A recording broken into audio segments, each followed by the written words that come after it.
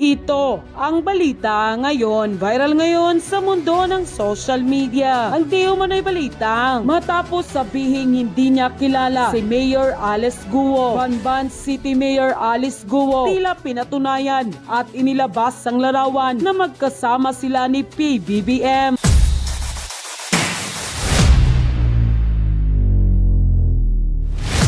At eto na nga mga kababayan, sa isang Senate Committee Inquiry, si Mayor Alice Guo ay tila inakusahan ni na Senator Risa Hontiveros at Senator Wen Gatchalian na may kaugnayan sa mga iligal na aktibidad ng Philippine Offshore Gaming Operators o PUGO kasunod ng mga pagsalakay sa lungsod ng Banban taong 2023 at 2024 na nasa likod lamang ng munisipyo ng Banban, Tarlac. Mariing namang pinabulaanan ni Mayor Alice Guo na may kaugnayan nito sa PUGO. Ngunit tila naging kontrobersyal ang katauhan ng nasabing mayora matapos hindi nito masagot ang mga tanong sa unang pagdinig ng mga senador patungkol sa kanyang questionableng pagkakilanlan. Hindi rin ito nasagot ang tanong kung bakit 17 taong gulang na siya bago marehistro ang kanyang birth certificate sa PSA. Naging questionable rin ang nasyonalidad nito dahil hindi tugma ang citizenship ng Chinese na ama nito sa kanyang birth certificate at dokumento nito sa negosyo. At sa isang pahayag, maging si PBBM ay may tanong rin dahil ipinagtataka rin ito ang pagkakilanlan ni Banban Mayor Alice Guo na ayon sa Pangulo, kilala ko lahat ng mga taga-Tarlac na politiko,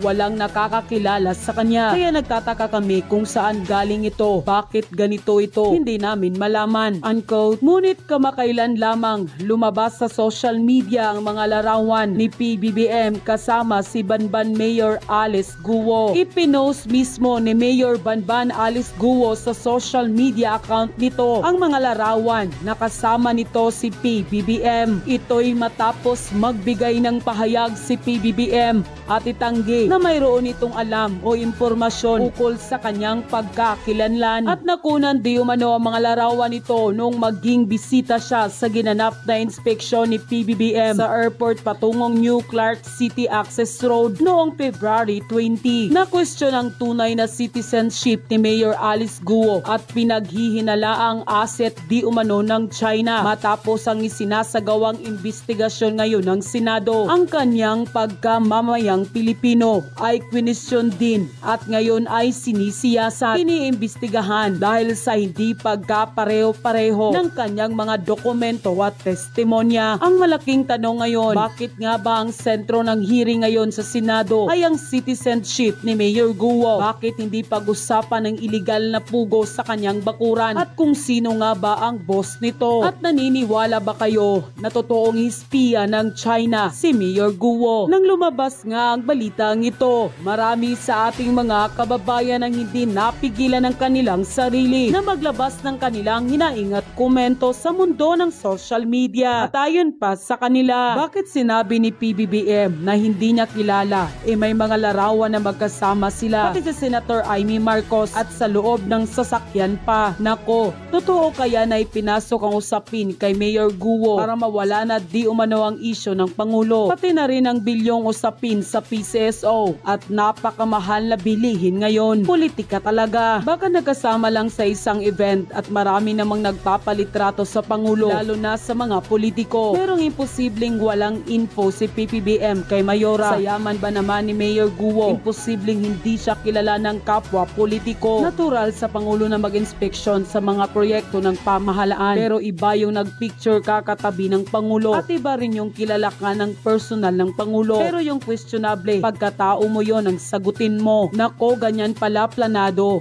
Kaya pala nagpapapik kani-kanino para may pruweba na kilala siya kahit hindi naman. Unquote. Basahin natin ang pahayag ni President BBM patungkol doon sa mayor ng Banban na iniimbestigahan right now dahil connected kuno sa POGO. Sabi ni President BBM, paano siya tumakbo na mayor? Kilala ko lahat ng mga taga-Tarlac na politiko Walang may kilala sa kanya. Kaya nagtataka kami, saan nanggaling ito? bakit ganito ito? Hindi namin malaman, kaya kailangan talagang imbestigahan. Uy, parang kasama no si President BBM sa mga nag-inisyatibong, 'di ba? Or meron siyang signal no na imbestigahan ang mayor ng Bamban. Pero nagtataka lang ako mga lords, kung titingnan nyo sa pinakailalim no ng mga pictures, 'di ba? May picture pa ni Senator Amy, may picture pa ni President BBM. Hindi daw nila kilala. Pero ano 'yan? Parang during election 'yan eh. Nakakatawa lang mga lords kasi no, ang presidente natin ay madalas na niyang sabihin wala siyang alam, bakit ba nangyari yan? Diba? Ikaw din mapapaisip ka, wala ba talagang alam si President BBM or pinagmumukha niya lang sa publiko na wala siyang alam pa? Ayan, nandito na naman siya. To the rescue, kuno na naman. Gagawin po natin lahat. Yun po ang goal natin na aagahan natin yung pagbaba ng presyo ng bigas. Sa swerte naman din tayo ay lahat ng ibang mga commodities na kagaya ng manok, itlog, asukal, lahat ng ibang mga commodities bumabagsak na yung presyo at sa abot kaya ng lahat. Anong sabi ni Tambaloslos? Aagahan daw nila ang pagpapababa ng presyo. Hoy! 2 years plus na! Anong aga-aga? Sabihin mo, late na? Ngayon nyo pa yan naisip? Ngayon nyo pa naisip na babaan ang presyo? Ay, Diyos ko! Ano bang nangyayari ngayon sa administrasyon? Ngayon pa kayo aaksyon? Ngayon nyo pa yan naisip? Nagsibabaan na daw ang ibang bilihin. Sino pinaglululoko nyo? Grabe na nga, yung iba nating mga kababayan, grabe na ang pag-aray nila sa bilis na paglaki ng mga bilihin. Apakamanhid nyo talaga no? Sa bagay, ang iniisip nyo lang kasi, haka-haka lang yung kahirapan. Haka-haka yung mukha nyo. Hoy, Tambe! Asikasuhin mo muna yung Tacloban. Ha? Asikasuhin nyo muna ang Leyte. Nabalitaan namin ang dumi-dumi pala doon. Ang lakas mong magpa-epal sa ibang mga lugar pero sa sarili mong lugar, dugyot? Oh, di ba? Nakakaputang. Sobrang nakakalungkot. May nabasa akong news. Basahin natin. Grade 9 nakuhaan og shabu. Ranran narrated to the police that he was forced to sell illegal drugs due to financial hardships. And the money he earned from the transactions will be used to buy food. Yan na. No? Ito na. Pati bata, ginagawa ng pusher. Siyempre, ano bang asahan natin? Diba? Wala nang takot eh. Yan. No? Sa mga against sa war on drugs, yan ba gusto nyo? Pati mga kabataan natin, di ba, nagiging pusher na ng droga? Imagine this. What if mas dumami pa sila? Patay. What will be the future? Ano kaya ang future ng ating bansa? Pero since ginusto nyo yan, kakanta na lang tayo, di ba? Oh, di ba? Nakakaputang ina. Ay, sobrang nakakalungkot. Kakagising ko lang mga lods, tas ito yung mababasa mo. Sobra. As in.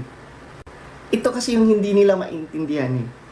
Diba? Ang akala lang nila pag war on drugs, patayan, no? Ang akala lang nila pag war on drugs, diba? Ay, dadamay daw ang mga inosente.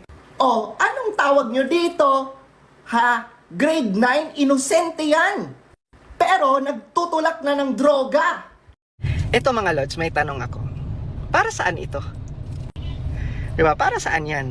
Bagong Pilipinas Pagkakaisa Concert. And Daniel Padilla pa. Magkano kaya ang talent fee ni Daniel Padilla niyan? Ilang milyon na naman kaya yan? Ewan ko mga lods no, kung para talaga saan ito. Kailangan ba talaga ng malakihang gathering at saka magpa-concert ka bago ka mamigay ng ayuda or serbisyo sa mga tao? Kasi sa totoo lang mga lods, no, ginagawa nilang katawa-tawa ang pagtulong sa mga Pilipino.